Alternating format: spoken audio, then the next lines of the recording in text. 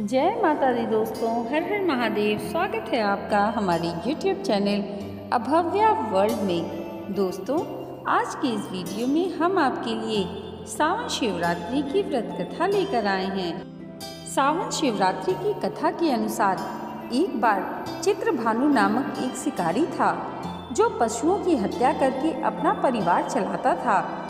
वह एक साहूकार का ऋणी था, लेकिन कर्ज न चुका सकने के कारण क्रोधित साहूकार ने उसको बंदी बना लिया था। संयोग से उस दिन शिवरात्रि का पावन पर्व था। बंदी रहते हुए शिकारी शिव संबंधी धार्मिक बातें सुनता रहा। वहीं उसने शिवरात्रि व्रत की कथा भी सुनी।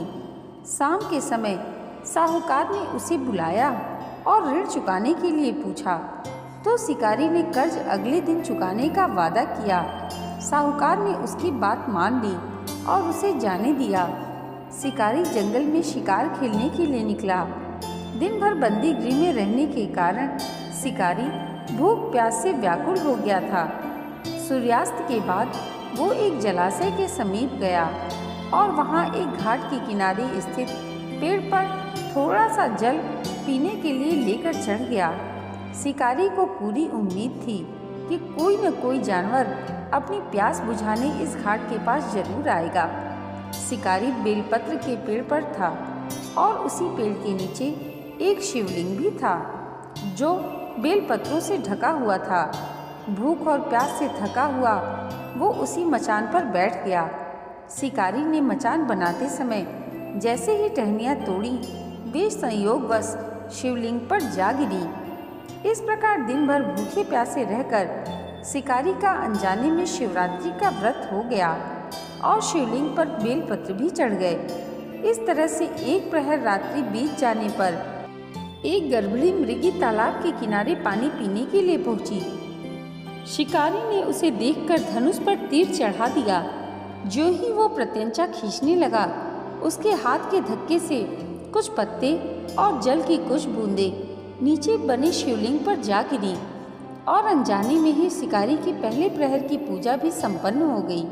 मृगी बोली, हे शिकारी, मैं गर्भिणी हुई, शीघ्र ही प्रसव करूंगी। तुम एक साथ दो जीवों की हत्या का पाप अपने सिर पर ना लो।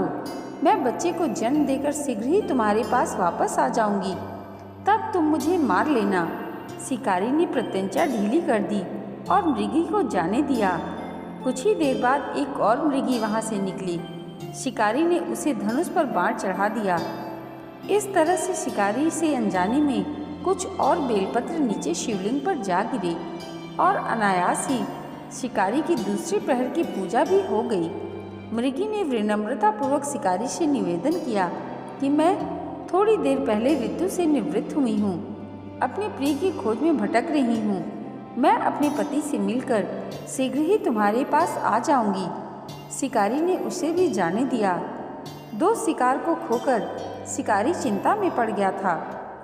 रात्रि का आखिरी पहर बीतने को था। तभी एक अन्य मृगी अपने बच्चों के साथ उधर से निकली। शिकारी ने उसे देखकर तुरंत धनुष पर तीर चढ़ा दिया।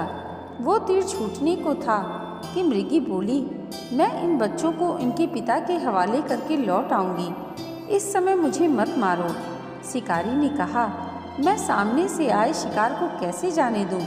इससे पहले भी मैं 2 बार अपना शिकार खो चुका हूँ। मेरे बच्चे भूख प्यास से व्याकुल होंगे। मृगी ने शिकारी की बात सुनकर कहा, जैसे तुम्हें अपने बच्चों की ममता सता रही है, वैसे ही मुझे भी इनकी फिक्र हो रही है। इसलिए मेरे बच्चों को सोचते हुए मुझे थोड़ी देर के लिए जीवन दान दे दो। मेरा विश्वास करो, मैं उन्हें इनके पिता को सौंपकर तुम्हारे पास लौट आऊँगी। मृगी की बात सुनकर शिकारी को उस पर दया आ गई। उसने उसे भी जाने दिया। शिकार न कर पाने के कारण परेशान होकर पेड़ पर बैठा शिकारी बेलपत्र तोड़ तोड़ कर नीचे फेंकता जा रहा था। इस तरह से उसके तीसरे प्रहर की पूजा भी स्वतः संपन्न हो गई। पौ फटने को हुई तो एक मृग उसी रास्ते पर आया। शिकारी ने सोचा, चाहे कुछ भी हो जाए, इस बार वो शिकार करके ही रहेगा। शिकारी की तनी हुई प्रत्यंचा देखकर मृग ने विनीत स्वर में कहा, यदि तुमने मुझसे पहले आने वाली 3 मृगियों और उनके छोटे छोटे बच्चों को मार डाला है तो मुझे भी शीघ्र ही मार दो, ताकि मुझे उनके वियोग का दुख न सहना पड़े। मैं इन मृगियों का पति हूँ। यदि तुमने उन्हें जीवन दान दिया है तो मुझे भी कुछ समय के लिए जीवन दान देने की कृपा करो। मैं उनसे मिलकर तुम्हारे पास उपस्थित हो जाऊंगा। मृग की बात सुनकर शिकारी ने मृग को सारी बात सुना दी। तब मृग ने कहा, मेरी तीनों पत्नियां जिस प्रकार प्रतिज्ञाबद्ध होकर गई हैं, वो मेरी मृत्यु से अपने धर्म का पालन नहीं कर पाएंगी। अतः जैसे तुमने उन पर विश्वास करके उन्हें छोड़ा है, वैसे ही मुझे भी जाने दो। मैं उन सभी के साथ तुम्हारे सामने शीघ्र उपस्थित होता हूँ। जाने अनजाने में ही सही, उपवास, रात्रि जागरण और शिवलिंग पर बेलपत्र चढ़ने से शिकारी का हिंसक हृदय अब निर्मल हो गया था।